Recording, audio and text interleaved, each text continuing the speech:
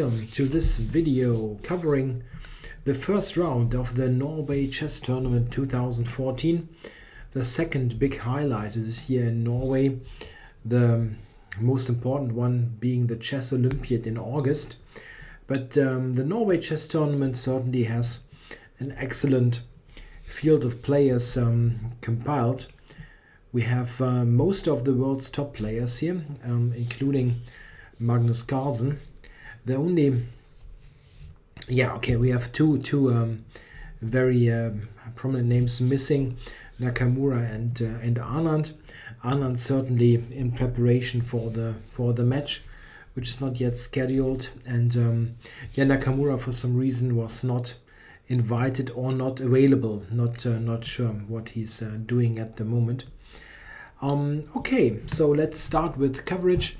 I'll do this tournament, which is nine rounds. I'll do this in a format of doing a game of the day, which is a bit more thoroughly presented, and the other games I'll do in a very quick way, just giving a brief overview what happened and maybe point out one or two key moments if there was a big possibility that one side probably not realized, or point out the main errors. First game to look at is Caruana playing white against Aktestein. Maybe a player you don't know. He's been Norway's #1 player for a very long time, obviously until Magnus Carlsen came into the scene. He's also been the first trainer of Magnus Carlsen, so quite an interesting player. On the other hand, if you look at his rating 2.6, 2.8, bit of an outsider here in this field. So you will have a tough time. And first game, black against Caruana, and it's not easy. Yeah, we got a Queen's Indian. And check. In fact, this is a line that has also been played by Carlsen a number of times, especially in Blitz and Rapid. So not a big surprise that Aktestein is playing this. This is all a very solid setup. Black is setting up this wall of pawns on the second rank, on the third rank, from his perspective, and tries to be very flexible in the center. And he can initiate counterplay like with b5, d5, just according to circumstances.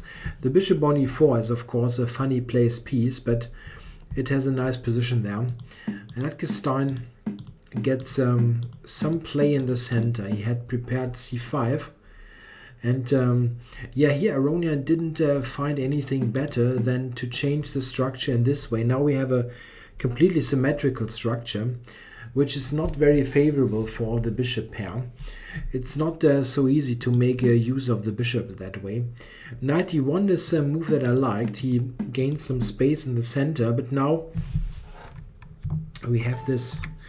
Oops, we have this formation here in the center with those squares. I'm not quite sure why. I like green. Again green. Yeah, the squares d5 and d4 are the interesting squares where knights will pop up, and both sides regroup their knights to get to this crucial squares. And well, they are so strong on their squares that it's tough to keep them there for a long time. Interesting moment here is this spot where Aktestein plays rook b4. Quite an interesting move, an exchange sacrifice, just putting in the rook on a square where it is can be captured. And it's a bit difficult not to capture it in the long run. And Caruana took it, but this is really a good sacrifice. Look at this, the queen is immediately attacked twice, needs to retreat. And if we look at this, we see that white's rooks don't have much to do. Not quite sure why this keeps happening. White's rooks don't have much to do. They basically have no useful role, while black's rook is having this useful pressure on the a file. And on top of it, there is also the possibility that those pawns can get dangerous. Relatively quickly we had a transformation here. After Wittgenstein put the knight on c3, Aronian had to just take this and get to this position where we had material equality, and here a draw was agreed. Both sides really cannot make much progress. At first you might think the knight is somewhat more dangerous in combination with the queen, but white just stays in this position and does nothing. There is nothing to play for. So a good start for Wittgenstein, gaining a draw against Aronian. Aronian certainly not too enthusiastic about the result, but there maybe was not much to be done. Next game, the world champion Carlsen against Giri. An English opening here was played, and very quickly we get to a position that looks a bit like a Grünfeld, but with white having the pawn on e3. Check.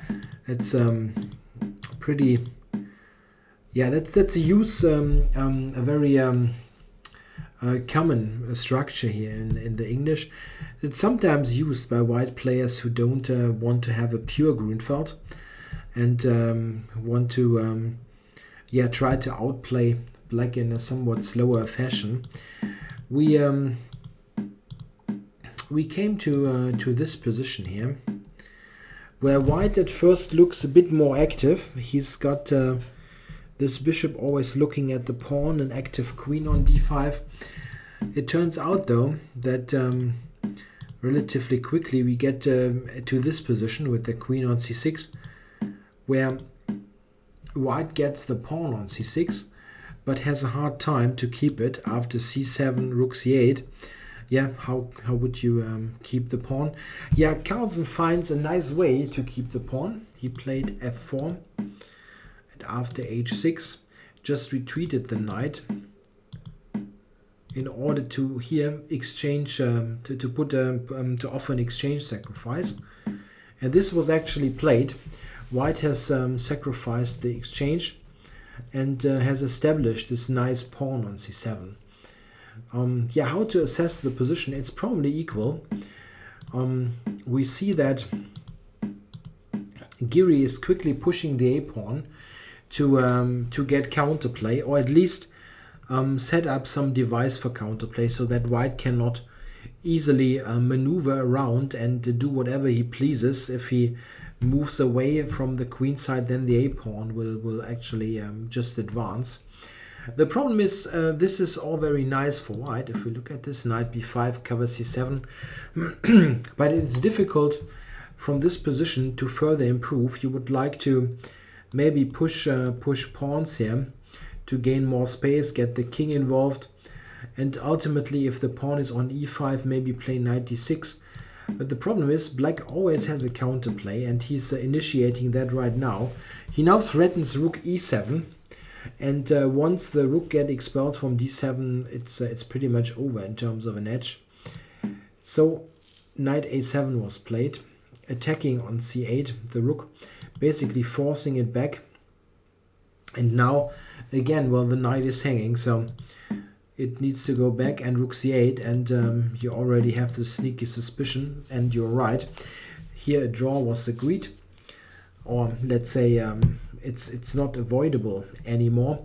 White really has no way forward here, as after rook c8 here something like this is not on due to rook e7, and now it's a problem.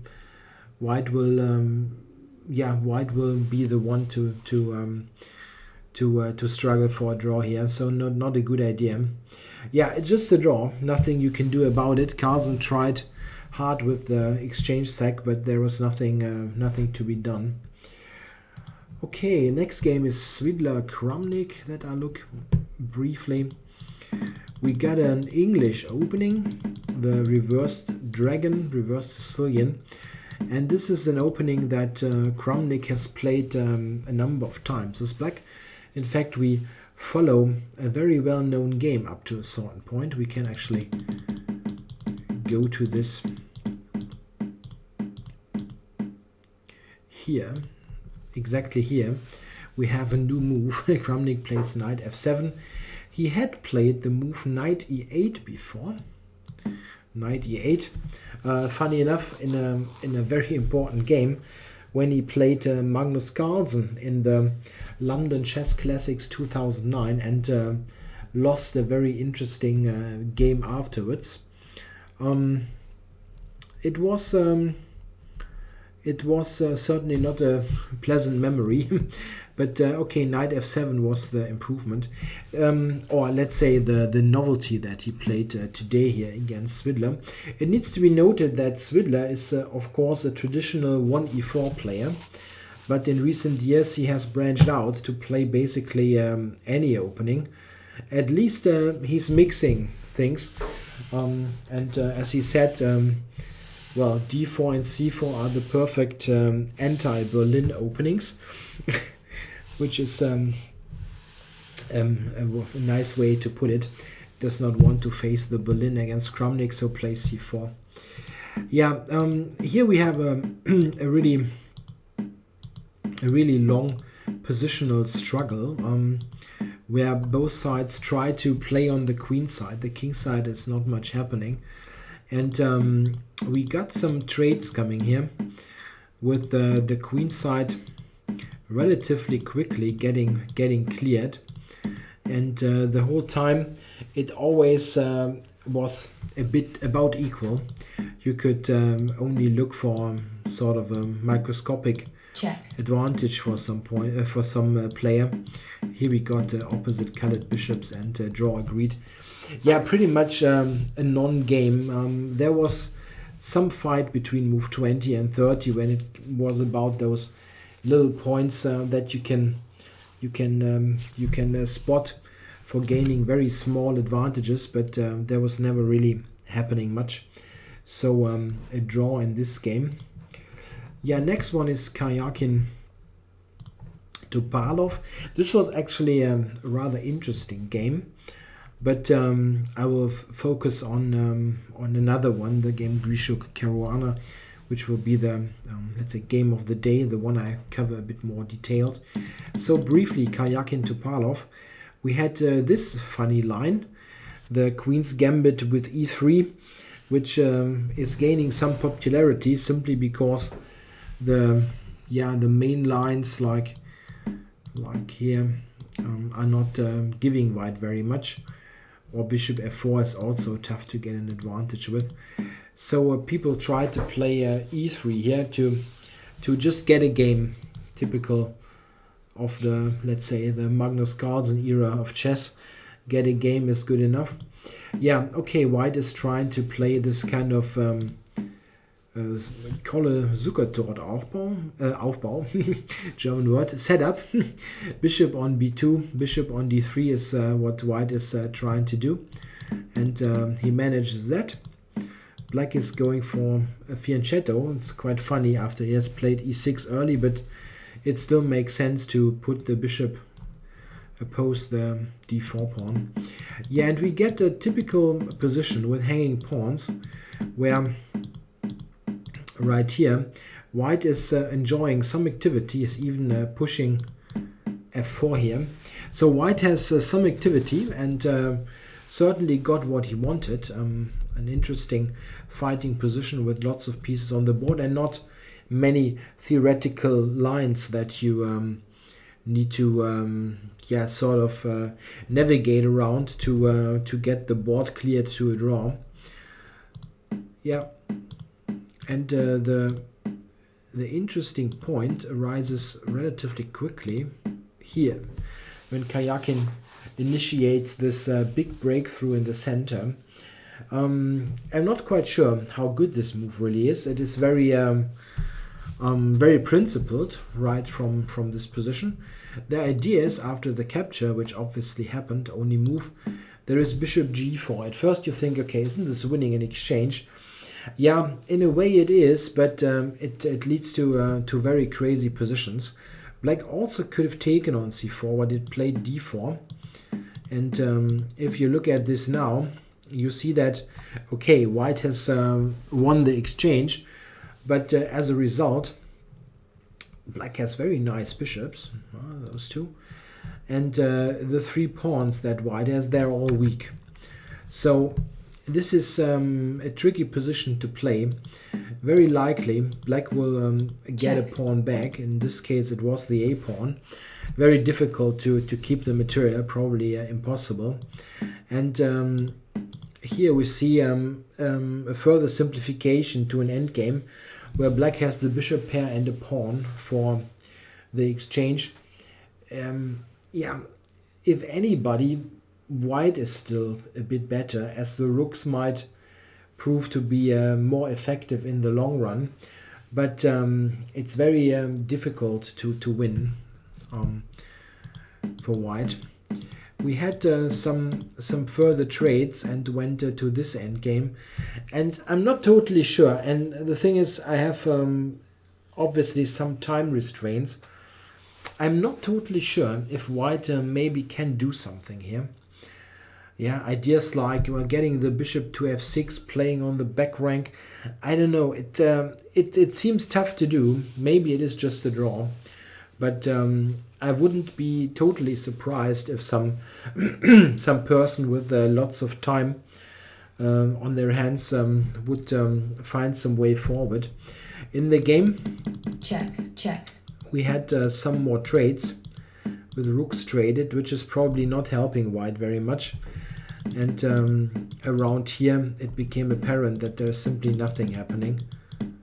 Yeah, after this we had a total clearance of pawns and draw agreed.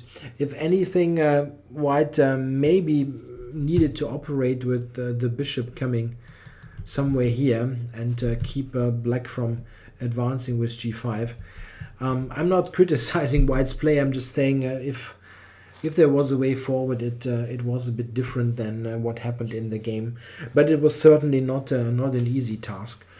I mean, the computer does not find anything, and I think also the commentator said, okay, probably it's a draw. Okay, so this were the four quick replay games.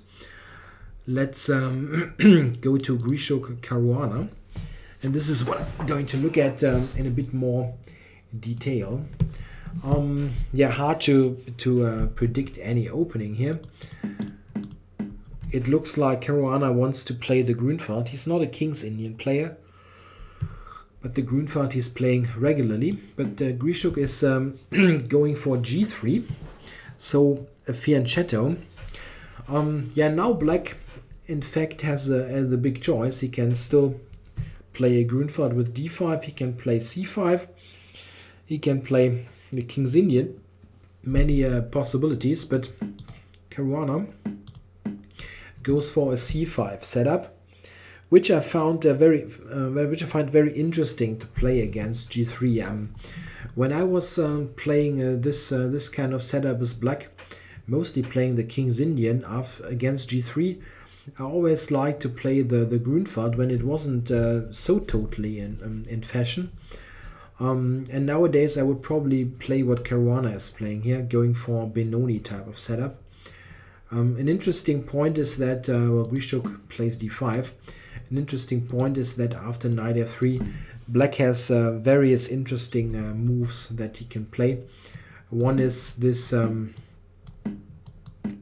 this funny line where you attack c4 quickly. I can very much recommend this line for black. It's very interesting to play, and at the moment white does not have anything there. It's very interesting to do. The other thing that black can play is the strange looking move queen a5 check. It's a bit of a forgotten line, but still interesting. Knight c3, there's knight e4. And something like bishop d2 can be answered by queen b6, sort of attacking both pawns. It's an interesting little line, queen a5 check. Yeah, but d5 was played, and I think Grischuk is doing that because he wants to avoid those kind of things, especially the line with the capture and later queen c7 is giving white some headaches at the moment to play for any edge. Yeah, okay. Caruana is going to the modern Benoni. In fact, here, after d5, There is also the move order d6, knight f3, b5. However, here white can also play knight c3 to prevent b5. I just wanted to mention that you can also sometimes mix in Benko flavors. Note that the immediate b5 is not a good idea due to d6 winning material. Okay, so we got a modern Benoni, and here Caruana played rook e8, yeah. And the next move by Grischuk is really a bit curious. He played a4. That's interesting. I was a bit surprised about that. Normally, you only play a4 if black has played a6. It's the typical type of move pair. Yeah, black plays a6 and white very often, almost automatically, plays the move a4 to prevent b5. Here, white, however, is just playing a4 without being provoked. Quite interesting. It has been played before, but is far less popular than the main moves, which are still knight d2 and probably bishop f4. It's interesting to note that Caruana as white is also playing this position. He had played bishop f4 against Nakamura in the Zurich chess challenge in, I think it was February this year. I probably have covered this. I've covered this tournament, not the game. Maybe I'm not sure. It was a very complicated game. Note that it is becoming more and more common for white here to actually allow the move knight e4. In former times, it was always thought that you should actually prevent this move with knight d2, but this very much clogs up your development. And Grischuk's a4 is a very interesting way to ignore knight e4, as it, after this, also had weakened the b4 spot, where black very often can use the rook. And in fact, after knight d2, rook b4, the rook got to b4 very quickly. Funny position of the rook. After rook a2, one idea of a4, obviously, white has the idea to trap the rook, b3, bishop a3. But as we will see, this is not a big problem. Black now played the move a5. Not a very typical Benoni move, and in this concrete position it's a novelty. Considering the time spent, however, probably maybe Caruana was developing this over the board, as a4 is really a total sideline. Yeah, a5 is yeah, I'm not sure if it is totally essential to play this move, but he wants to probably just push b5 next, and there is no really useful move in preparation for that. Played b3 and now b5. Yeah, Grischuk now took. I was thinking at first, yeah, what about this move? Can you not just attack the rook? And where is it actually going? The thing is, black can really ignore that the rook is attacked. There are ways to sacrifice the exchange. One being the simple capture here after b takes a4. If white now grabs,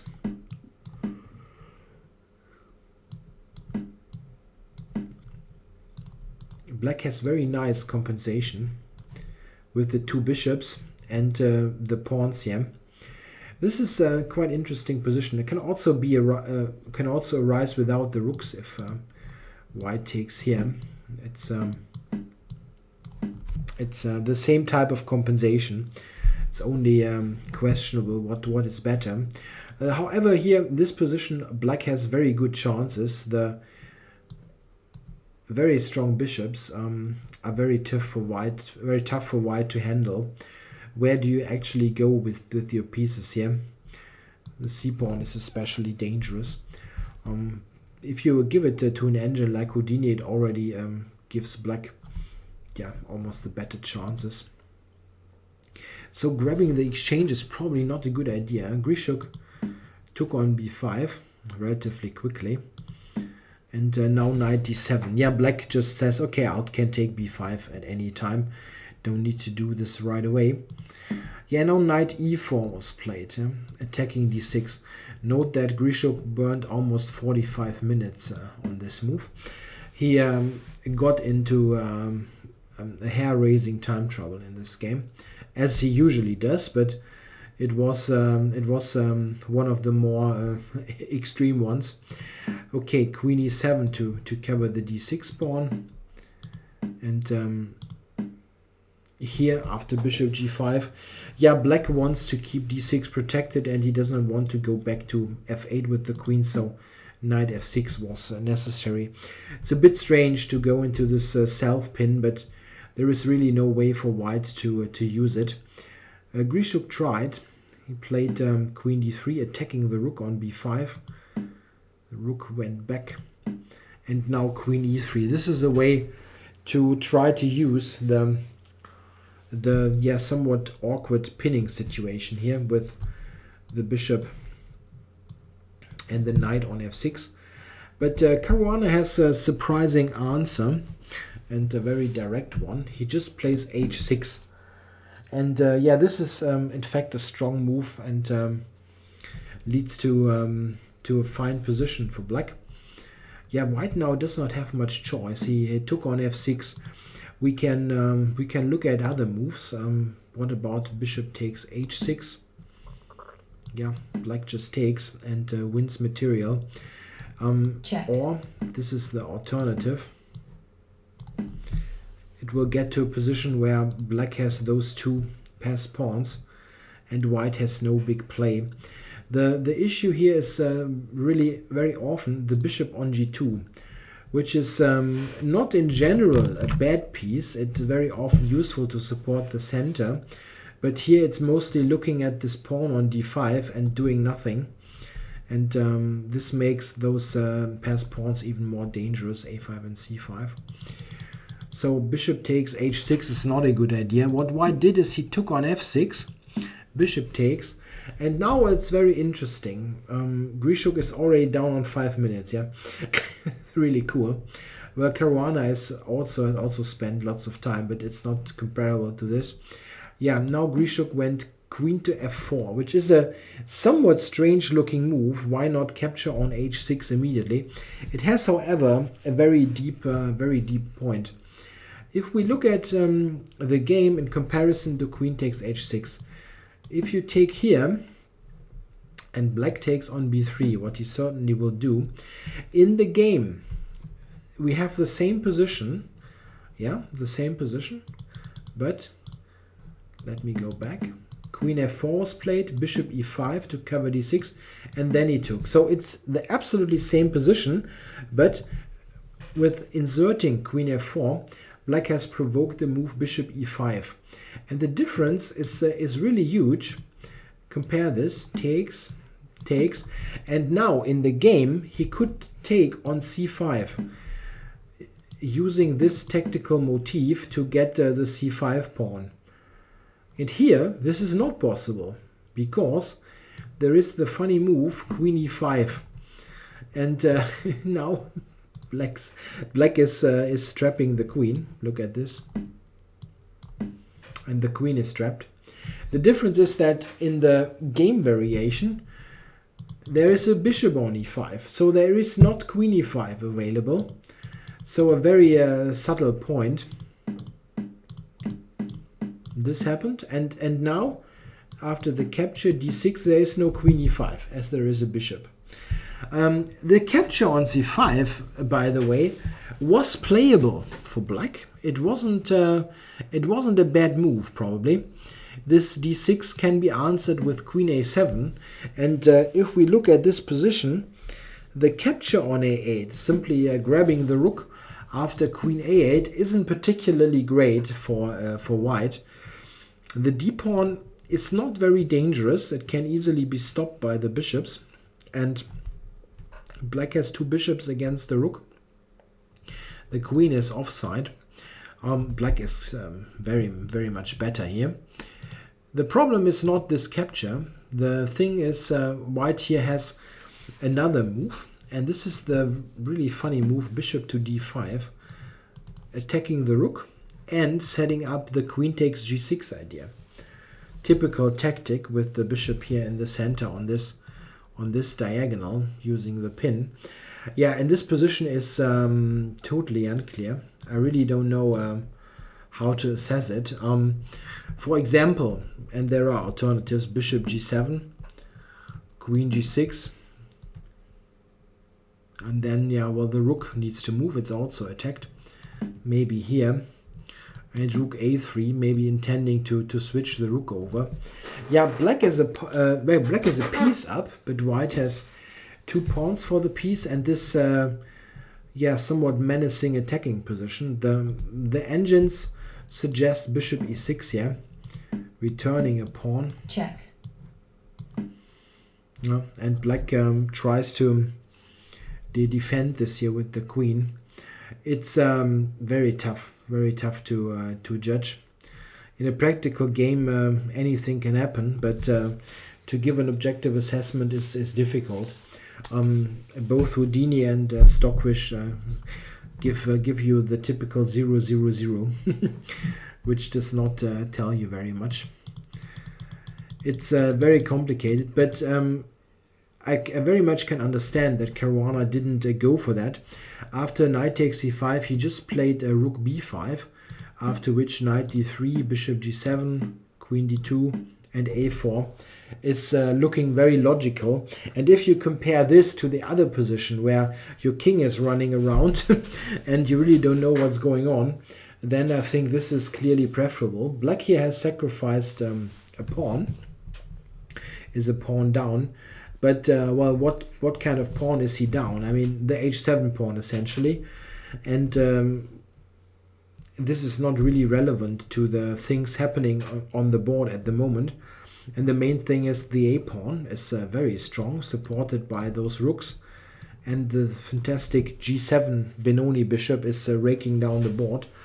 If you see this in comparison to the other line where your king is, well, in danger and you absolutely cannot assess what's going on, then it's pretty clear that you choose this kind of line.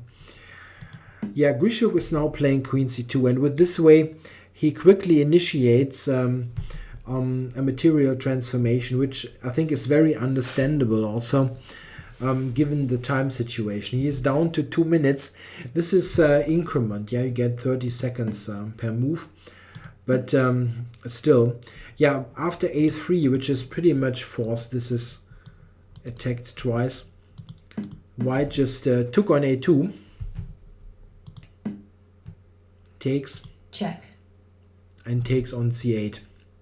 Yeah, this is what Grischuk had planned. He exchanges this, he gives up the exchange for the a pawn and gets back c8, and he had this position in mind. Here we can see a situation with white having 2 pawns for the exchange, and a position where basically everything is protecting each other.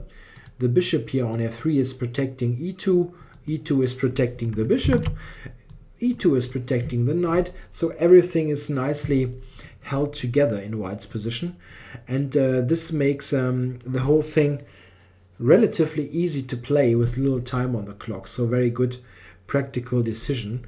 White can basically in some way just shuffle. Yeah? He played f4, and black with f5 introduces some active ideas, maybe long term.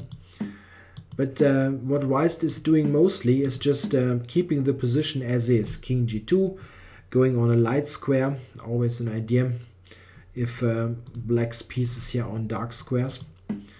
Queen f6, rook h1, it's just shuffling. So the exchange sacrifice that Grischuk played was purely defensive, but it really should be sufficient to keep the balance.